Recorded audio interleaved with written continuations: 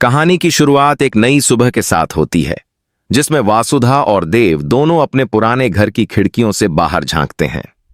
यह घर उनकी खुशियों और परेशानियों का गवाह रहा है, लेकिन अब उनके लिए यह सिर्फ अतीत का हिस्सा बन चुका है। पिछले कुछ महीनों में जो घटनाएं हुईं, उन सभी ने उनके जीवन को बदल दिया।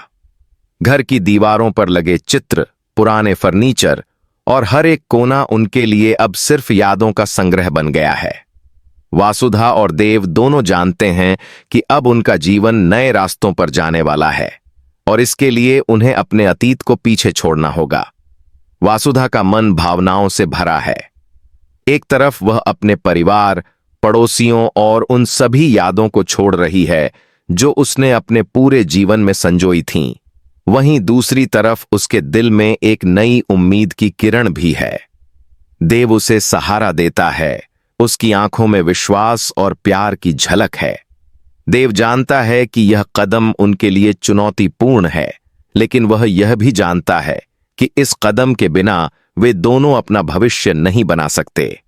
घर छोड़ने की प्रक्रिया धीमी और भावनात्मक है। वे दोनों अपने सामान की पैकिंग करते हैं, हर चीज को ध्यान से चुनते हैं। हर एक वस्तु के साथ उनकी पुरानी यादें जुड़ी होती हैं।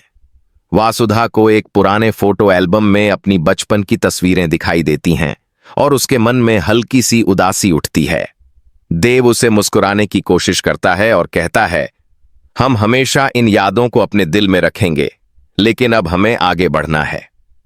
वासुधा और देव ने यह निर्णय केवल अपने रिश्ते और खुशियों के लिए नहीं लिया, बल्कि उनके जीवन की सुरक्षा और मानसिक शांति के लिए भी लिया।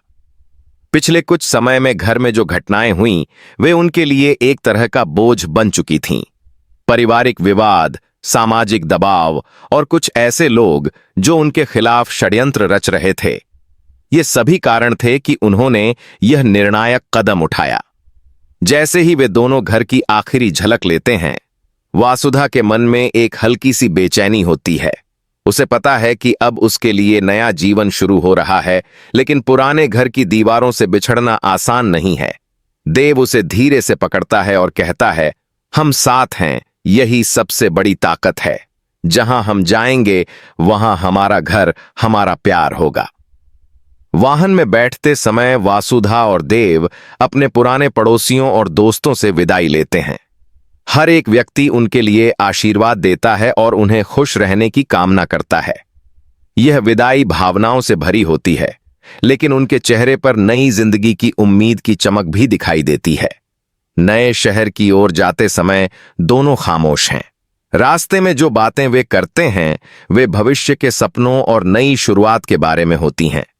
वासुधा कहती है, यह नया शहर हमें नई पहचान देगा, नई खुशियों के अवसर देगा। देव मुस्कुराता है और जवाब देता है, हमारा साथ ही हमारा सबसे बड़ा सहारा है। हम किसी भी कठिनाई का सामना कर सकते हैं। जैसे ही वे नए घर पहुंचते हैं, उनकी आंखों में आश्चर्य और खुशी की झलक होती है। घर छोटा हो सकता है, लेकिन उनके लिए यह नए जीवन का प्रतीक है। वे धीरे धीरे अपना सामान रखने लगते हैं और नए वातावरण में खुद को ढालने की कोशिश करते हैं। दोनों जानते हैं कि अब उन्हें अपने अतीत की चिंता नहीं करनी है और नए जीवन की जिम्मेदारी उन्हें अपने हाथों में लेनी है। इस दौरान वासुधा और देव के बीच भावनाओं का आदान प्रदान होता है। दोनों अपने नए जीवन की योजनाओं, करियर और व्यक्तिगत सपनों के बारे में बात करते हैं। यह बातचीत उनके बीच विश्वास और प्रेम को और मजबूत करती है। वे जानते हैं कि अब उनके पास केवल एक दूसरे का सहारा है और यह सहारा ही उन्हें हर चुनौती से लड़ने की ताकत देगा। कहानी इस सेक्शन में यह संदेश देती है कि जीवन में नए अवसर और नई शुरुआत किसी भी पुरानी पीड़ा और कठिनाई के बावजूद संभव है। वासुधा और देव का यह कदम दर्शकों के लिए प्रेरणादायक है।